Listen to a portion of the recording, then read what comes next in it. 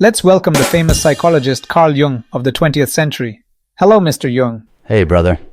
I'm eager to meet with you because some things have just happened around me recently, and I just want to hear your views. Well, I'm honored, but I hope it's not something unpleasant. Just a few days ago, the famous singer Coco Lee died by suicide due to depression. Oh, so sorry to hear that. And that's very shocking, because in many people's impression, she was so cheerful, lively, and full of positive energy. How could she be depressed and even choose to end her life? Why would she do that? Did you know, like Coco, many depressed patients are pretending to be normal? They appear positive and hardworking on the surface, but in reality they hide tremendous, unspeakable pain deep within, tormented by confusion and a sense of nothingness. This is the so-called smiling depression. Why do they pretend to be normal? Well, in my theory, this is called persona. The so-called persona is how a person presents themselves to the world. Sometimes people need a mask to protect their real selves when communicating with the outside world. Essentially, the persona is a means for people to gain social recognition. It seems like all of us wear different forms of masks, and even in different scenarios, facing different crowds, these masks are not the same. So I want to ask, how does this persona come about? Every person has impulses that might be prohibited by social norms, such as anger, desire, etc., or contains experiences and feelings that the individual self denies or suppresses.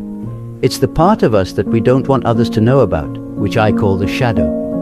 Every individual needs to find a balance between maintaining a social image and accepting their real feelings and needs. So according to you, depression is a conflict between an individual's inner true self and the persona expected by society, a struggle of a person's shadow against their persona. Is that correct? Correct.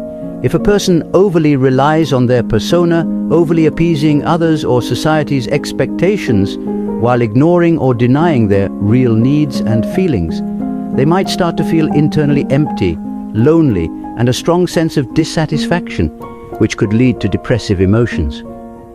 So, how to treat depression? Remove this mask? Once we become aware of the existence of the persona and shadow, what we need to do is to accept them. Accept all parts of ourselves, including the persona, shadow, and other unconscious aspects. We can use dream analysis, meditation, art creation, and other means to explore ourselves, directly discover our inner true voice, and ultimately become our true selves. This is what you call individuation. Yes, but this individuation can be easily misunderstood. It's not equivalent to self-centered consciousness. Individuation is not about isolating oneself from the world, but about integrating the world within oneself.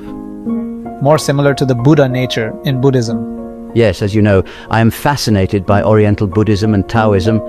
There are no signs before a seed germinates. It is because the time has not yet come. Only you can save yourself. But this process of exploring the self probably isn't that quick, right? Does it provide direct help in addressing issues of depression? Well, it could be slow or it could be fast. Regardless, it is a necessary path. When you embark on the journey to explore your true self, you will have an unprecedented strength to face reality. And this sense of power is enough to support you, to move forward bravely.